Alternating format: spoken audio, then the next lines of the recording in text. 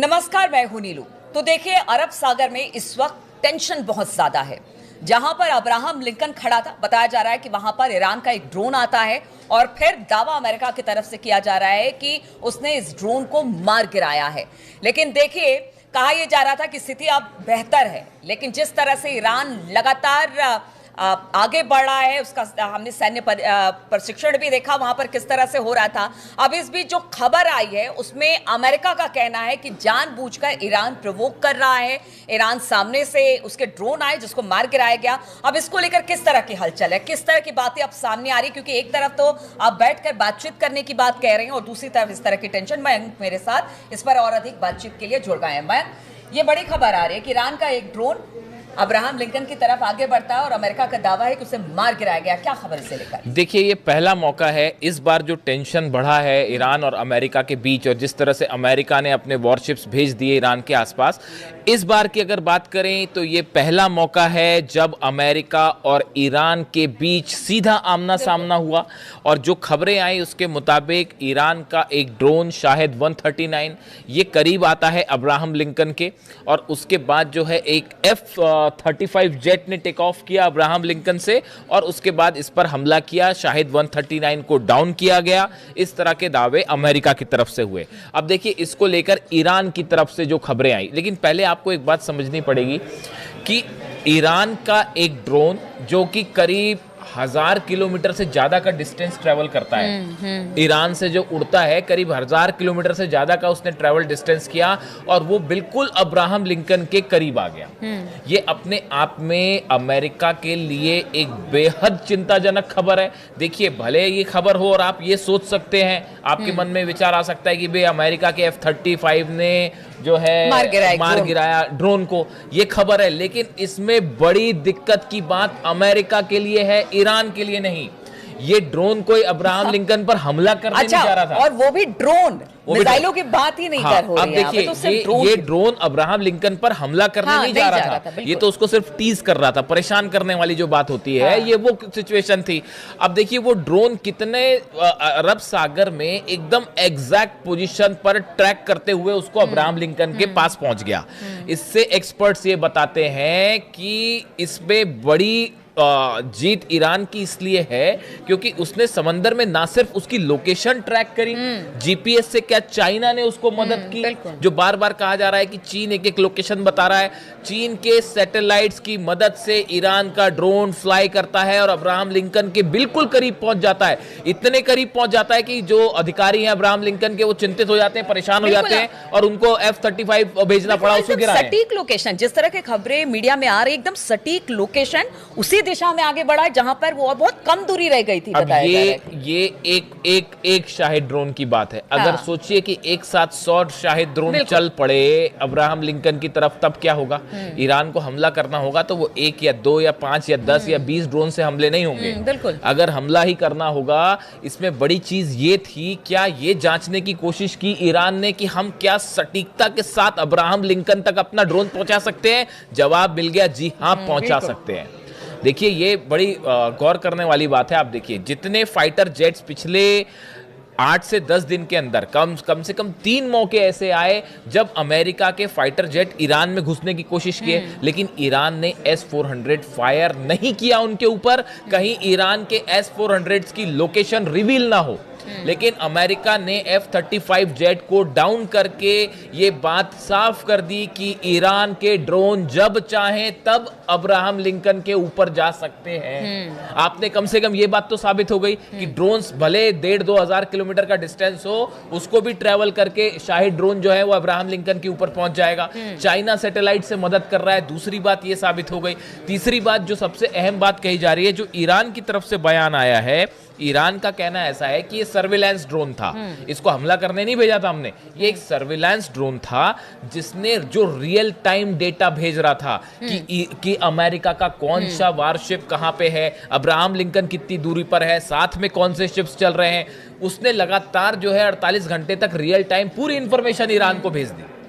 पूरी इंफॉर्मेशन जो मिशन था इस ड्रोन का वो पहले ही कंप्लीट हो चुका था, क्योंकि रियल टाइम इंफॉर्मेशन आ रही थी ईरान के पास। और उसके बाद आखिरी में ये हुआ कि शायद हो सकता है कि ये जांचने की कोशिश थी कि क्या एग्जैक्ट लोकेशन तक जा सकता है अब्राहम लिंकन तक, या फिर एक प्रकार से आप देखें कि जिस तरह से अब्राहम लिंकन ओमान की खाड़ी से पीछे हटा और अरब सागर में आया, एक प्रकार का चुनौती देने की कोशिश। जब F-35 जेट या F-16 जेट या F-15 जॉर्डन के रास्ते इराक से की बॉर्डर से ईरान को चैलेंज करने की कोशिश करते हैं, तो ईरान भी तो अपना ड्रोन बिल्कुल यही मैं कहना चाह बिल्कुल यही मैं कहना चाह रही थी कि एक तरह से चैलेंज के तौर पर भी है कि देखिए आप कहीं भी रहिए, अगर चीन के सैटेलाइट हमारे साथ है तो फिर आपकी लोकेशन ढूंढने में हमको बहुत ज्यादा दिक्कत नहीं होगी। पहुंच के बाहर नहीं है। ये संदेश देने की कोशिश की गई। आप इसको ऐसे कुछ लोग ये सोच सकते हैं। और ये अमेरिका ने कहा है कि देखिए वो जानबूझ के बुली करने की तरह एक तरह से देखिए सेंटकॉम जो आप कह रही हैं वो सेंटकॉम के जो स्पोक्स पर्सन है, स्पोक्समैन कैप्टन टिम हॉकिंग्स, उनके तरफ से जो बयान आया है, Tim Hawkins said the guided missile destroyer USS McFaul immediately responded to the scene and escorted. ये इन्होंने बताया कि किस तरह से हमने जो है इसको प्लेन को इंगेज किया शाहिद ड्रोन को। अब देखिए कुल मिला के कहानी ये है कि अगले 2 दिनों के अंदर जैसा बताया जा रहा है कि फ्राइडे को टॉक शुरू हो सकती है ईरान और अमेरिका की। ईरान ने अपने प्रतिनिधि भी तय कर लिए हैं कि कौन इन पर बातचीत करेगा, लेकिन इसके बीच दोनों देशों के बीच एक बड़ा साइकोलॉजिकल जो है वो गेम देखा जा रहा है। और उसमें अब नेतन्याहू की भी एंट्री है। नेतन्याहू इस बात से परेशान है कि अगर कहीं बातचीत शुरू हो गई तो साहब वॉर खत्म। अब नेतन्याहू चाहते हैं कि खुद हमला करना नहीं चाहते, इजराइल खुद हमला नहीं करना चाहता ईरान पे, वो ये चाहता है कि हमला अमेरिका करे। अब ट्रंप इस बात को रेडी नहीं है। जो व्हाइट हाउस से सोर्सेस से खबरें हैं, जो अमेरिकन मीडिया से खबरें हैं कि ट्रंप अभी हमले को तैयार नहीं है, क्योंकि ट्रंप को ये लगता है कि अगर हमला होगा तो उसमें बड़ा प्लान गड़बड़ा जाएगा मिडिल ईस्ट का, और ईरान जो है नुकसान पहुंचाएगा वो अलग। तो ट्रंप हमले को तैयार नहीं है। नेतन्याहू दबाव डाल रहे हैं कि हमला करिए, हमला करिए, खुद हमला कर नहीं सकते। इस सिचुएशन में एक बड़ा देखिए इसी बीच में एक और बड़ी खबर है कि कल क्या हुआ जब ये आपका ड्रोन वाली जो भी सिचुएशन बनी, इसी समय स्ट्रेट ऑफ हॉर्मूज में अमेरिका का एक जहाज, बिल्कुल हाँ मैं इस पे ही पूछने वाली थी कि ये क्या हुआ। देखिए बड़ी इंटरेस्टिंग खबर है ये। देखिए कल क्या हुआ, हॉर्मूज का जो इलाका है, हॉर्मूज का बड़ा छोटा इलाका ईरान के पास, आप समझते हैं, वहीं से सब जहाज वहीं से गुजरते हैं। अमेरिका का एक जहाज वहां से चलता है और वो वहां से क्रॉस कर रहा है, और वो ईरान का जो सीमा है पानी की उसके बेहद करीब पहुंच गया था। अचानक ईरान की 6 छोटी जो बोट्स होती हैं, जो IRGC की जो बोट्स होती है नेवी की, इसने इस जहाज को घेर लिया और इसके कैप्टन को संदेश दिया कि भैया हम इसको अब आप हमारे पीछे चलिए, और उस पर जबरदस्त दबाव बनाया। हालात ये हुए कि वो जो कैप्टन था शिप का, अमेरिकन शिप का, उसने पूरी रफ्तार से अपना जो है जहाज हटाया वहां से, और अमेरिका ने एक जो है अपना जंगी बेड़ा जहाज भेजा उसके करीब, उसको आगे उसको एस्कॉर्ट करके वापस लेके वो बहरीन जा रहा था जहाज, तो बड़ी मुश्किल से उसको वो ईरान के चंगुल से हटाया। अच्छा मयंक, यहाँ पे ठीक है जिस तरह से बड़ी मुश्किल से वहां से जहाज, लेकिन मुझे इन सब खबरों से जिस तरह से बातें सामने आ रही है, देखिए आप बातचीत के मंच पे तो जा रहे हैं, लेकिन ईरान को भरोसा अब भी अमेरिका पर नहीं है। जैसे पिछली बार भी बातचीत करते हुए हमला कर दिया था, उसी तरह से इस बार भी बातचीत के ऐसा ना हो कि बातचीत के मंच पर लेकर जाए, पीछे कुछ हो जाए। तो इस बार वो गलती ईरान दोहराना नहीं चाहता है, और शायद यही वजह है कि बार बार इस तरह की चीजें ईरान की तरफ से एक जेस्चर कि नहीं भाई इस बार हम लोग बिल्कुल एकदम तैयार हैं, आपकी तरफ से एक गलती तो फिर डिप्लोमेटिक सर्कल में कहा जाता है, ऐसी चर्चाएं होती हैं कि आप अगर बात करें जो राजदूत होते हैं या विशेषज्ञ होते हैं उनसे, कि जब भी डोनाल्ड ट्रंप ने ये कहा कि हमारी बातचीत चल रही है, इसका मतलब हमला तय है साहब, खतरा तय है। ये आप बात के समझ के, जैसे ही डोनाल्ड ट्रंप ने ये कहा कि अब हमारी बातचीत आगे बढ़ रही है, तो अब आप ये समझिए कि खतरा ज्यादा है। जब डोनाल्ड ट्रंप ये कहते हैं कि हम हमला कर देंगे, तो समझिए हमला नहीं होने वाला है। लेकिन अगर उन्होंने कह दिया कि बातचीत चल रही है, तो आप ये मान के चलिए कि हमला होना है। वो मदुरो जो है वेनेजुएला को लेकर डोनाल्ड ट्रंप का बयान आया कि हमारी बातचीत चल रही है, और अगले दिन हमला हो गया। तो डोनाल्ड ट्रंप जब ये कह रहे हैं कि बातचीत आगे बढ़ रही है, तो ये ज्यादा सावधान रहने की जरूरत है। हाँ। और जब ये कहें कि हमला करेंगे तो समझिए सब शांति है, तो ऐसा मान के चला जाता है डोनाल्ड ट्रंप के बयानों को लेकर।